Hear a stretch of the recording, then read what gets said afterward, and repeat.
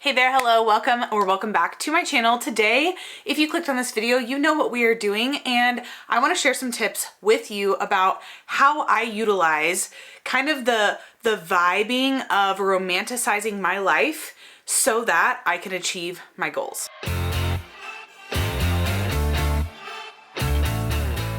So when I talk about this, I want to share in a way so that you can absolutely begin implementing these really simple tips and tricks that I utilize pretty much on a daily basis to actually get me to take action on the goals that I set. So if you are new to my channel, we are all about planning, goal setting, but also enjoying life and living life and having balance and just being here while we're here, because we have a short time on earth and we're going to soak it up, live it, and enjoy it. So with that, when I set my monthly goals, I do a monthly vision board, I share it here on my channel, and I always do some work goals as well as some personal goals. And some of those personal goals are definitely like joyful style goals because I want to enjoy my life. And I know that if it's on my vision board, I will be way more intentional about actually doing that. So in the last probably year or so, I've taken it a step further to, and I actually didn't know this word per se, or this like thing that people do of romanticizing your life, but essentially that's what I've been doing. I have been romanticizing when I sit down to work on a task, or when I sit down to work on a goal or work to achieve a goal. I have started romanticizing it basically in a way that it just makes me enjoy it more. It makes me look forward to doing it. It makes me actually want to do it. And it allows me to remove all those excuses that a lot of times will come in when we sit down to actually start working on those goals. And then we're flooded with all these excuses of like, well, I can't do it because I need to do this, or I need to do this, or I need to do this, I need to do this. Just to give you kind of an example, I just did my 30 minutes of cleaning in my house. I am at home. I work from home. So that's done. I've already eaten. I just made myself a cup of coffee, decaf coffee, and I'm ready to go. So like I literally have no excuses here at home to keep me from getting anything done that I need to get done right now and here on my computer. So that is one way that I kind of knock all that out, is I knock out all of those things of being at home, of what I could be doing. I already have all that taken care of. So that's one tick that we have taken care of. Now let's figure out, what does romanticizing actually mean? Like, what's the definition of that? I'm gonna look it up because I don't know.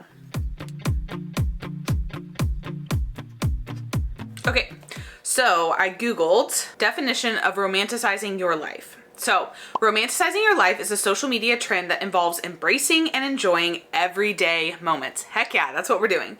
And making the ordinary extraordinary. It can also be a way to practice mindfulness by being more present in your daily life and becoming more aware of your thoughts, emotions, and actions. Some say that romanticizing your life can have mental health benefits. I can absolutely vouch for that, such as reducing anxiety and depression and increasing productivity and longevity. We're here for that. Like that is literally that last part right there where it talks about it can increase productivity. That is what I am here talking about today. So definitely when I romanticize sitting down and getting some work done, I am so much more productive. I am so much more intentional, so much more efficient. And then I go on with my life. And because I do that, it helps so much. So let's dive into a few tips that I have for you, specifically that I use on a daily basis for the most part to romanticize my life, to make it more enjoyable, to make me actually get rid of those excuses and actually take action. So I already shared the one with you where I get everything done that needs to be done. So like, I don't clean all day long. Being at home, it's so easy to be like, oh, that needs cleaned, that needs cleaned, that needs cleaned. There are obviously still things that could be cleaned in my house right now, but I do 30 minutes of cleaning and I get as much done as I can in those 30 minutes. And then whatever doesn't get done either will get visited later that day or it waits until tomorrow. And I'm okay with that. That is a decision and a boundary. We've talked about boundaries in former videos, but that is a decision and a boundary that I've set for myself, and I'm good with that. I really am. And it's amazing how much you can actually get done in 30 minutes. So that is done. The next thing that I do, and I know some people really disagree with this, especially if you work from home, but I want to encourage you to give it a try. And this can mean whatever you want it to mean, but take time to get ready for the day.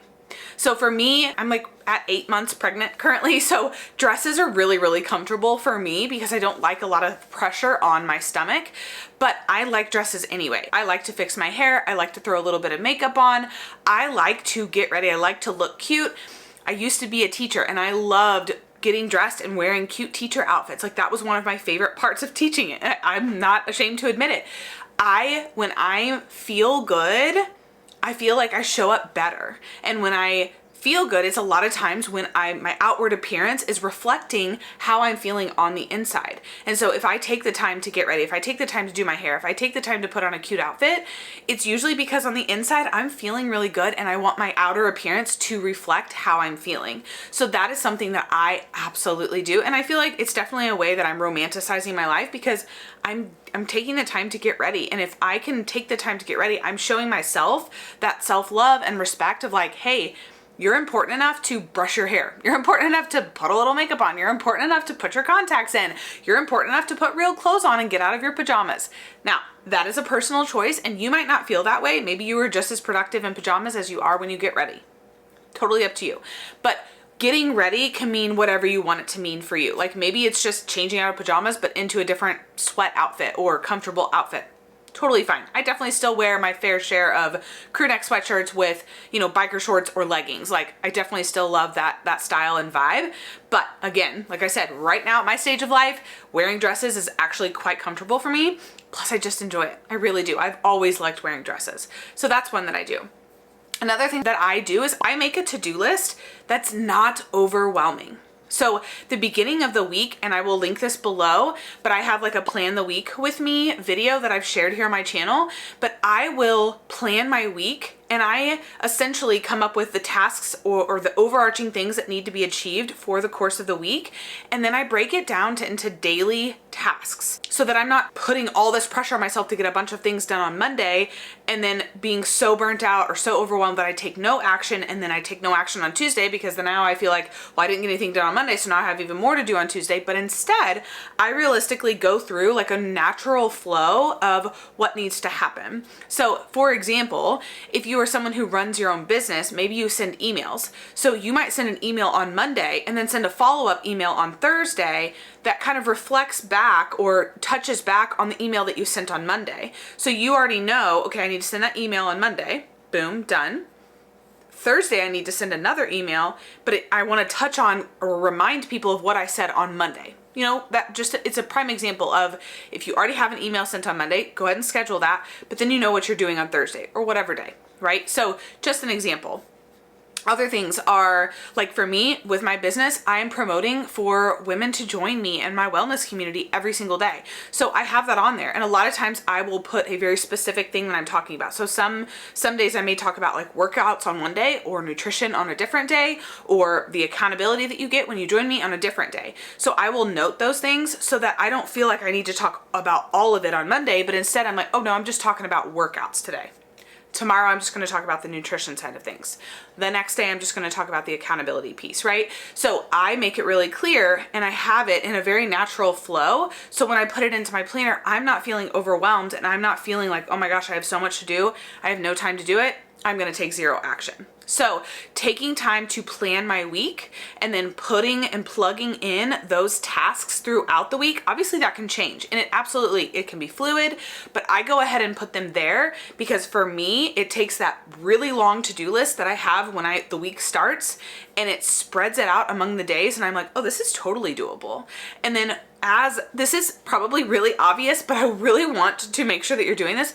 As you're accomplishing those tasks, check them off or scratch them out or highlight them. However you go about like signifying that you've completed something, make sure you're doing that because I can tell you when I look at my to-do list and I see, oh, that's checked off, that's checked off, that's checked off. And I look at it at like a time like right now when I'm sitting down getting ready to get some work done and I see that I only have 2 things left on there. I'm like, heck yeah, we can totally do this. And already I'm not overwhelmed. Whereas if I had all those tasks on there, but the ones that were already completed weren't checked off. So when I look at that list, immediately our brain is like, oh my gosh, look at all those things that need to be done. So just take the time and go through and just check those things off or scratch them out or highlight them or whatever it is that you do, because it will automatically make you feel just so much better. Okay. So those are a few tips that I have for you to start out with. The things that I'm getting done today are I need to get an email sent. I send an email every single Friday. I call it the Happy Healthy Weekly. I send it every single Friday to my clientele, and usually it comes with, well, it always comes with my weekly meal plan, and it comes with a little bit of like I wouldn't say a blog post, but just like a little blurb from me to the reader that's just encouraging them in some sort of way.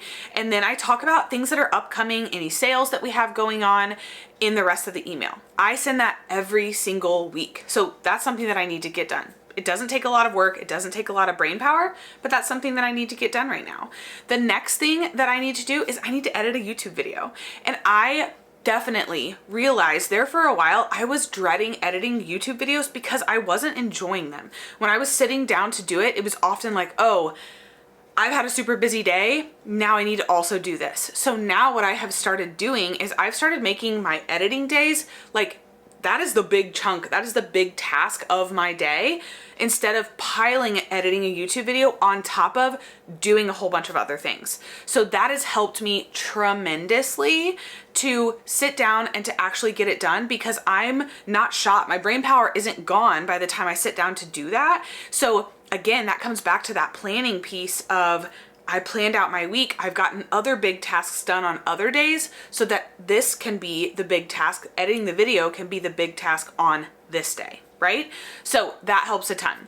The final tip that I have for you, and again, this is so simple, so basic, but can make such a difference, is like I told you, I made myself a coffee. So I love a cute coffee mug. I am super guilty of a cute coffee mug. I have a tiered tray that I decorate every single month.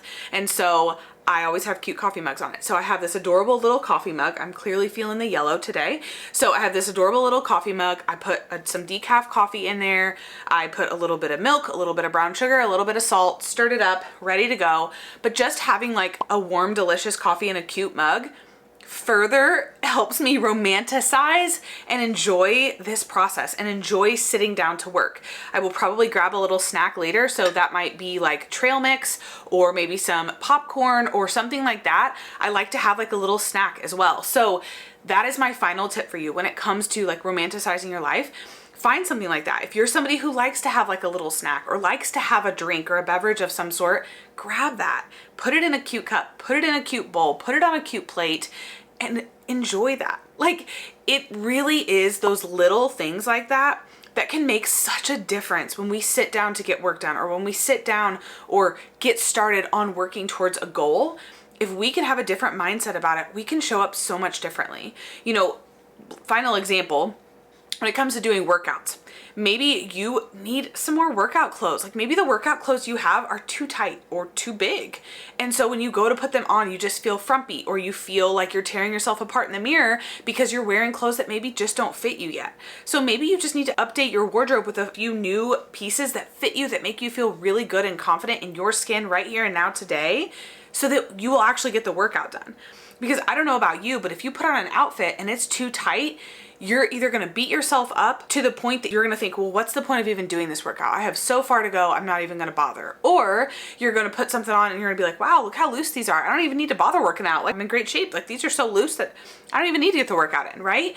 So even something like that, changing up your space that you're getting your work done, could also be something. I do like working in my office, but I will say there are times where if my office is messy, I don't want to be in here. So another way to romanticize your life is making sure that the space that you're sitting down to work on whatever the goal is or whatever the task is a place that you enjoy being, a place that brings you peace, a place that brings you happiness, not a space that brings you stress and anxiety where you look around and you're like, oh my gosh, this is a mess. There is a fly flying around, which is kind of driving me crazy. But this is a mess and I don't even want to be in here. Because if you don't even want to be in the space, you're probably not going to sit down and work in the space or work towards the goal in that space. And especially if it's a space where you need to be in that space to get it done, that's going to be a really hard task to achieve. So I hope that these tips help. I wanted to just share this really quickly because I'm getting ready to sit down and do exactly this. And it just kind of dawned on me, like, this is what makes the difference. I've been so excited to sit down and work on this today. And this is the difference versus so many times prior when I have not wanted to come in my office. I've not wanted to sit down and I'm like, what's the difference? So I really thought through that and I wanted to come and share that with you today. So Hope that this was helpful. If it was, make sure to let me know in the comments below. If you like this video, make sure to give it a thumbs up. If you have any tips or tricks that you use to romanticize your life and help you get your goals achieved day after day, week after week, month after month, let's hear it. Like, share it in the comments. Sharing is caring, and we would all love to benefit from learning from one another. So if you haven't already, make sure to subscribe, and I will see you in my next video. See ya.